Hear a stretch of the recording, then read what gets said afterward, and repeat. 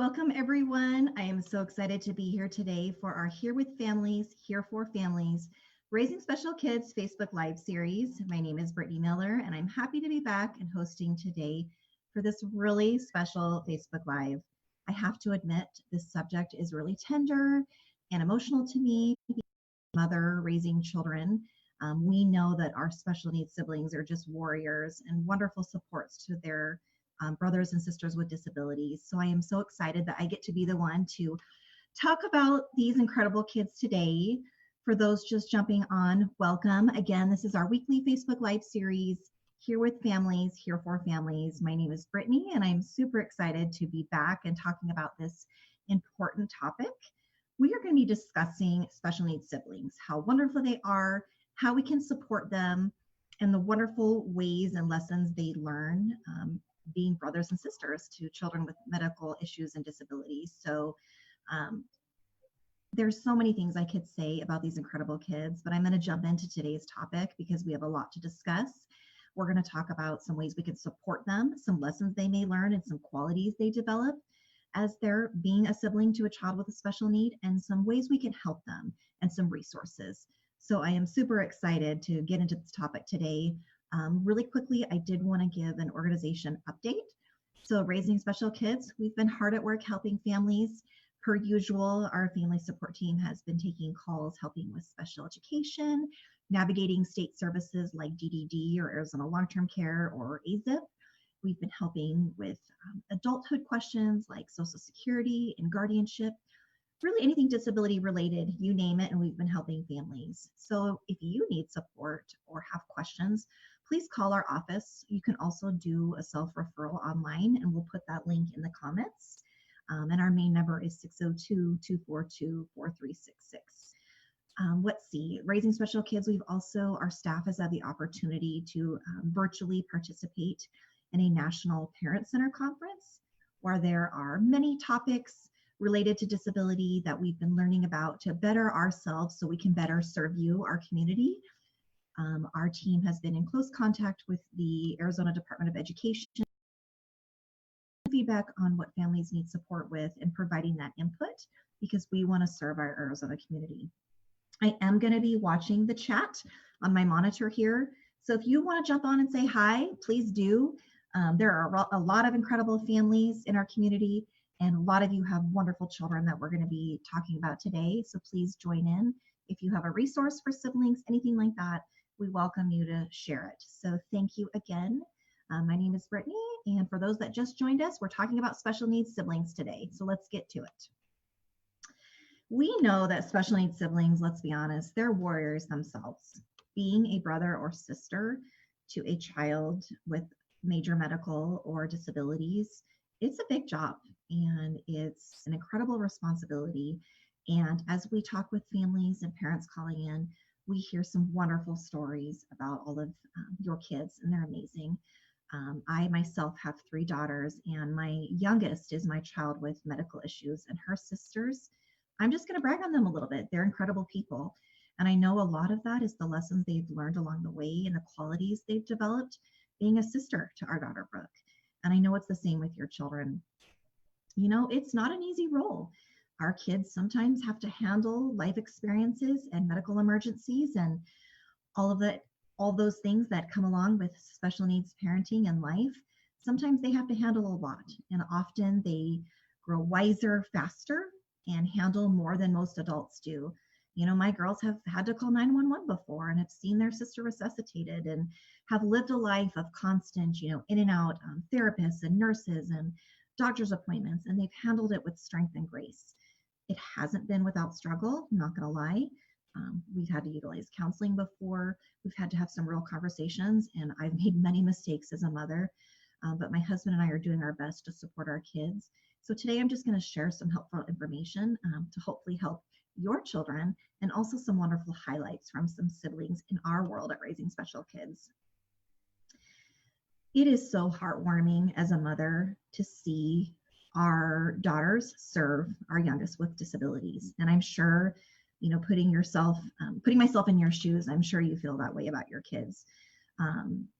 there's nothing like it. I don't even know how to explain it. And I told myself I'm going to be professional and not get emotional on this Facebook Live, but it is true. They are amazing. And they've been given some extreme responsibilities and honestly have to handle a lot and make some sacrifices. So I'm honored to even talk a little bit on some ways we can support our siblings because they're just incredible. Okay, some of the skills and qualities that came to mind as I was thinking about our special kids and their amazing warrior siblings are, what are they going to learn? So I could write an encyclopedia about all the qualities and attributes my older two have learned being, sisters to a child with a disability, but I'm just going to share some of them. And I'm sure you can nod your head and agree with me as I go over these. They're going to learn patience, endless patience, acceptance, kindness, empathy, way to handle things that are hard. They're going to learn that life isn't fair. They're going to learn to show compassion. They're going to learn to be very self-sufficient and responsible. They're going to learn how to cope with life's challenges. They're going to learn loyalty. They're going to learn how to be little advocates and be those protectors for their siblings. They're going to learn to be responsible, and they're going to learn unconditional love, which to me is so important, especially in the world we live in right now, to have unconditional love and empathy. We know from hearing from our community, from researchers in the profession, that having a child with a disability impacts the family, from the parents down to the youngest sibling. It just does. Sometimes when I've shared our journey, either professionally or on my own social media pages, I've called it a quote unquote, a different life, because it just is, it just is. We have all the responsibilities that come with, typical parenting, whatever that means, along with some additional challenges of raising a child with a disability. And the siblings are affected by it positively and maybe even negatively, but we learn together from those experiences. And we know that the impact on being a special needs sibling, it's different for everyone. And we hear different feedback and different responses. It really just depends on the person. There are some common threads, though, that we see. For many, this experience is positive and enriching. It teaches our kids to be accepting of others.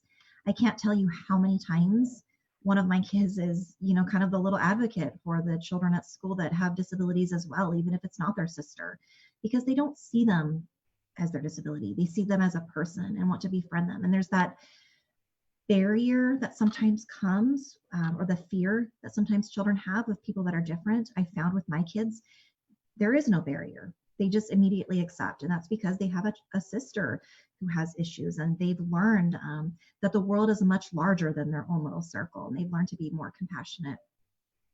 Many of our kids become deeply involved in taking care of their sibling all through adulthood, and they've become advocates in their own right and protecting and helping their special needs brother or sister.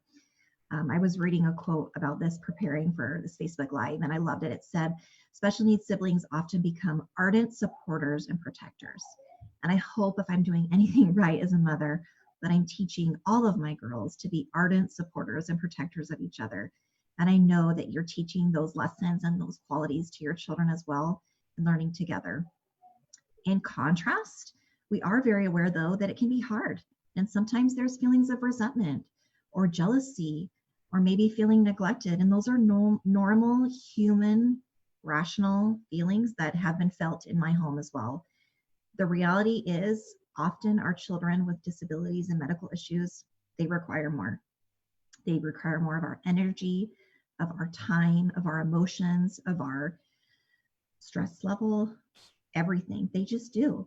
And their siblings matter too. And so sometimes those feelings get intertwined. Even though they love their sibling, they may feel torn or jealous, or feeling like mom and dad maybe don't care as much about them, which we know isn't true, but it's natural. And so we need to recognize it, honor their feelings, and then try our best to support them and let them know they're valued. There are going to be a lot of highs and lows, lots of positive emotions, mostly positive, but there are going to be some negative and some tough ones that we're going to have to navigate together. So what do? We have our families, our children come the way they are, and we love them and accept them all, but we want to support them. So I did some homework, and I love the Child Mind Institute. They're a wonderful organization, and they had some good tips. They had five really valuable tips for supporting our special needs siblings. And I want to share those with you.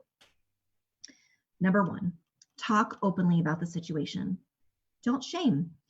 My daughter, my middle daughter, has had some struggles, not necessarily with the resentment or the jealousy, but when she was younger, she had a lot of anxiety. And a lot of that was because she'd seen difficult things with her sister.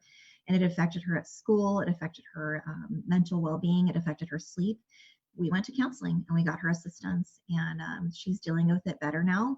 But we had an open conversation and we didn't shame her for feeling that way. So don't be afraid to let your children tell you how they're really feeling, even though it hurts. We don't want to necessarily hear that they're resentful because they've had to make sacrifices because they've been a special needs sibling, or that they feel you as a parent aren't giving them the attention they need. I can think of all the ways I'm not doing a perfect job as a mother, but sometimes those conversations hurt. But we want our kids to have those feelings and validate them. Let them know that you see and hear them. That right there will make a crucial difference in how they feel and how they're handling their life. Thank you for those saying hi. Appreciate it. Thank you for joining us. Number 2, spread the love around. Okay. So the example that Child Mind Institute gives, I actually love this one. So many of us have children that have disabilities, that have behavioral struggles, related to that disability. So if you are working on an OT goal or maybe ABA therapy, and you're working on some structure, and your child with special needs is making progress, and you've worked so hard for them to be able to regulate themselves, handle their emotions, and you're singing their praises, which they deserve, as soon as you do that, compliment one of your other kids. Because even though maybe their accomplishment maybe doesn't seem as monumentous, because we know how much work it takes to accomplish some of those therapy goals, they see and hear you. So if you're praising one child, praise them all. So my daughter, we are really working on core strength right now. We're trying to avoid spinal fusion surgery, which we may not be avoiding, sadly, but we're trying to strengthen her back. So we're constantly praising her when she's in her stander, and working on those exercises and giving her that feedback. And ever since I've read this article, I've been really aware to praise my teenagers. They're self-sufficient. They can do so much for themselves, but they need to hear it. And I've noticed the smiles and the connect, eye contact with each other, and that connection. And it's really helped. So praise them all. Praise all your kids. Number 3, set aside time for each child. It doesn't have to be minute for minute, honestly, but make those minutes count. Be present. Don't look at your phone. Really commit to that individual time. Now, I'm not perfect, but this is something that I have tried to do, my husband and I have tried to do with our children, is, we have a daughter who has total care needs. So she requires a lot of me. And so I've been very, very aware since she was little that I wanted her siblings to feel equally loved and supported. And I didn't want them to have to miss out on life's experiences, which they still have had to, but I've tried my best to make their lives fulfilling and whole. We do mom and dad dates where we'll each take turns taking our sibling, the siblings somewhere separately where they can talk. We put our phones away. We have eye contact. I have teenagers, so they're busy with their own little social lives, but I really want to make sure these moments matter together.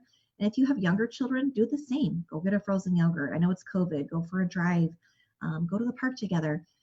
Even if it's a half hour, if you make those moments count and matter, they're going to remember it. They're not going to remember the 3 hours you spent dealing with a behavioral meltdown for their sibling as much as they're going to remember that one-on-one time. So it's important. Life goes by really fast. I'm learning that as my children get older, and finding those tiny moments. Even if you're going grocery shopping, take one of your kids with you separately. Talk to them. Ask them about their day. Ask them about their friends. Ask them about their feelings. It's important. I promise you, the benefits will be worth it. Number 4, this one is actually hard for me. When I read it, I had to read it like 3 times. Treat all your children the same. So that's a tough one, especially when my children, and I'm sure many of your households, have children with varying needs and varying abilities and what they can do for themselves. But I understand the suggestion on this. Sometimes as parents, we feel sorry for our kids that are quote unquote typical, again, whatever that means. We feel sorry for them about the sacrifices they have to make because of their sibling with a disability, you know, the things they may miss out on, or the canceled plans. That's the story of our lives at the Miller House. You know, we feel sorry for them. So then maybe we let them get away with some things that aren't so great, or, you know, responsibilities or behaviors. Hold them to the high standard you would hold to them always. And if possible, you know, give your child with a disability some responsibilities and chores and tasks too, because our kids are all watching. They're all watching how we interact with all of each other. So it's really important. Look at the positive. This is so important. So important. There's always going to be silver linings. Anytime we've had a really scary crisis in our family, or something really difficult, which happens often with our daughter. She has severe epilepsy, and I can't tell you how many times we've had hospitalizations over holidays, or interrupted plans, or sleepless nights. And I'm human, my husband's human, and so our mood is affected by the crisis or the trauma that's going on in our family. And I take a deep breath and face the day and try to, you know, not take that out on my kids. But, you know, we're not perfect. But always look for the positives and be vocal about those positives. It would be really easy for many of us parents to talk about how hard and tough our lives are. And they aren't hard. It's just the reality of it. There's no, it's truth. But we can always find positives and things to be grateful for. And if we verbalize them, our kids are listening. Keep in mind that growing up with a special needs sibling teaches valuable skills, and there are irreplaceable experiences they would never learn any other way. All these qualities that our kids are learning, they are wonderful skills that are going to make them compassionate, empathetic adults, and our world needs more people like that. The good news is there are lots of resources to help. And I wanted to add a number 6, actually, before I head into those resources. It wasn't on this list. Get professional help. If your children are struggling with being a special needs sibling, or maybe having anxiety, or feeling, you know, some depressive thoughts, or just struggling with life, get them counseling. Don't be afraid. And call Raising Special Kids. We have some great mental health resources we can connect you with to help your kids get the support they need. So that way everyone in the family has a healthy, happy way of coping with their feelings and emotions. Now, on to some fun, positive stuff. Thankfully, there are organizations that have recognized the need to support our siblings who have, you know, our special needs siblings. I will do a little disclaimer right now with COVID. Some of these organizations may be doing virtual offerings, or maybe a little bit on pause, but you can reach out to them. You can reach out to us, and we will do our best to connect your kids with the help they need. And I love some of these resources. We're going to go ahead and post them in the comments. A lot of them are fun. Sib shops, if some of you have heard that term, Sibling Workshops, there are many organizations that do them. They're usually fun, planned activities where it's all about the siblings. It's a day for them to be highlighted and honored, to step away of their life of disability and doctor's appointments and therapy appointments and all that goes into special needs families. Some of the organizations that we love, Pilot Parents of Southern Arizona, they have a sib shop. AZA United, they also have a sibling shop. SARC does. Let's see here. There's also a wonderful organization called siblingsupport.org. I would highly encourage you to check those out. And they're going to be popping up in our comments right now. They will be able to connect you with resources and workshops for your kids. And they're amazing. My girls also, last year, I believe, they did a sibling workshop through the Ryan House. I don't believe they're doing them right now because of COVID, but still bookmark this website, this organization. They're amazing. The point is there are resources out there, and there's some wonderful local places that do sibling workshops. Again, right now with COVID, it may be virtual or maybe on pause, but we'll be back to normal eventually. And those resources will be there for your kids to have some fun and just get away and be highlighted and honored. So I want to share some wonderful quotes from our Raising Special Kids staff, their children. I thought that would be a really meaningful way to wrap up this Facebook Live focused on special needs siblings. And let's see if I can get through this without shedding a few tears, because you guys, having children with disabilities and having brothers and sisters in the home, it creates some really incredible people. And I know as you hear some of these quotes, it's going to touch your heart and maybe make you feel a little less stressed, a little less guilt, a little less worried that your kids are going to turn out okay, because there's some amazing kids that our staff members have that are special needs siblings. Okay. It has made me a lot more aware of my surroundings and the people around us. We have to carry my brother's chair up the stairs when there's no ramp, and that really stinks. So now when I see this, I make sure to help people as much as possible when I'm out in public. Because his disability isn't something we look at as a burden, we now simply look at life from a different point of view. I just love that. Having her as a sister is a really special opportunity for me because it makes me realize to be grateful for what I have and not take anything for granted. I love her forever. Having a little brother with special needs was an adjustment at first, but it would be for anyone at 5 years old. I was mainly just mad that he took my playroom, but it didn't take long for my brother to show me at a young age how to have a humble and grounded perspective of life. He has given me so much more than he realizes: strength, humility, humor, happiness in the small things, and most importantly, unconditional love. Having a sibling with special needs is a blessing because they give you an outlook on life that you wouldn't normally have. I devote my entire perspective on life to my brother, and I'm so very grateful for him. Wow, that one was really special. I love these two. I love the honest ones as well. It really doesn't affect me, but sometimes you have to explain stuff, and that's okay. And that comes from a younger sibling, and it's true. Sometimes we have to explain differences or the way our family is, and that is okay. It has made me open my heart more to those around me who may struggle with some sort of disability. Having her as my sister is one of the greatest experiences of my life, and she brings me so much joy. I don't know anything different. That's what I grew up with. It didn't change my life so much that it is my life. I can't think of anything that is more central to my identity for the vast majority of my life than just being his sister. And I'm going to wrap up with an equally powerful one. Before I do that, I just want to encourage all of you parents listening in. You're doing a good job. Having children is tough. Having children with disabilities is tough. Making sure all of our children feel loved and validated and cared for is tough. But we're here for you at Raising Special Kids. And we know that you're raising some incredible people. And our kids are going to be all right. I know they are. And to wrap this up, I want to close with this beautiful quote from one of our Raising Special Kids siblings. She shares, "Having a sibling with special needs taught me so many things growing up. From understanding his strong emotions to recognizing why he needed a different amount of attention from our parents, and to simply share our toys. However, the most important thing that I learned from him is how to love. My brother has a unique way of showing love to people, and I aspire to show love to others the same. My brother doesn't judge people for their imperfections or differences. He simply sees them as people and cares about them deeply and purely. I aspire to be more like my older brother every day. He taught me how to love and embrace people regardless of who they are. I believe that this is the way he aspires to be loved." Thank you so much for listening in. Special needs siblings, we see you and we're here for you.